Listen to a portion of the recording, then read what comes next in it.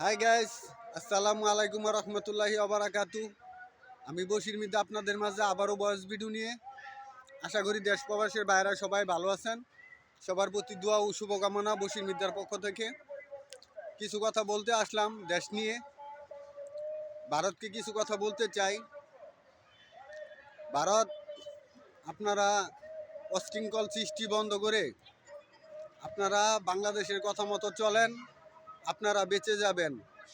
আর যদি বাংলাদেশের কথা না শুনেন, তাহলে বাংলাদেশ কিন্তু ২৭টা রাষ্ট্রের সাথে হাত মিলিয়েছে। ২৭টা রাষ্ট্রর যুদ্ধ বিমানগুলি যদি একবার ভারতের আকাশে উড়ে, তাহলে কিন্তু ভারতের আকাশ আর রৌদ্রের আলো দেখতে পাবে না, আর ভারতের মানুষ মাটি খুঁজে পাবে না। ২৭টা রাষ্ট্র থেকে যুদ্ধ বিমানগুলি